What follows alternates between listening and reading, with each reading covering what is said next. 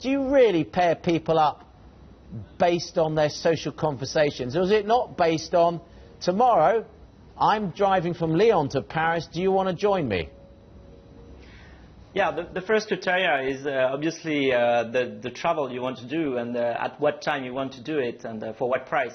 But then also the fact that you can say if you are rather blah blah, or blah blah blah, also improves the experience you will have in the trip. So it's a criteria more for social features than for selection. How do you work out what the price is? Well, the drivers say how much they want to get per passenger, and based on that, the passengers will choose their trip, and they'll say, I want to depart from this point and then be arriving at this point.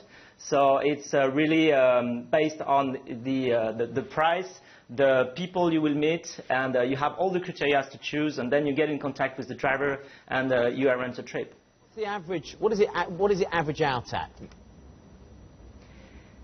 The average outchat, like how much chatty the people are?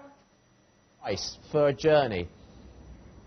The average price is about, it's in between 20 and 25 euros, so that will be 15, 20 pounds. It depends on the trip, and then, of course, it depends on the distance, and it can also depend on the type of car, because like when you have a very luxury car, the price might be more expensive, and so this is a criteria. Okay. So, and the average car occupancy is what? Is 2.8 people, so nearly 2 guests. So the average trip is generating £40 or something per. Yeah, for per the drivers, driver. it's about.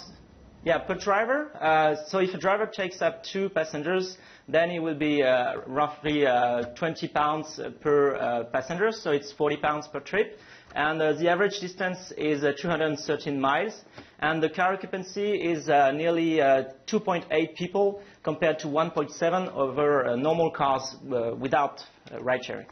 So, Frédéric, I mean, it strikes me this is obviously a long-distance thing. You're not going to do this for a short trip, I imagine. And also, is it led by the car and the driver, or is it led by the person who wants to go somewhere? So what I'm asking really is, are taxi drivers jumping on the bandwagon here and making money, or is it about car sharing?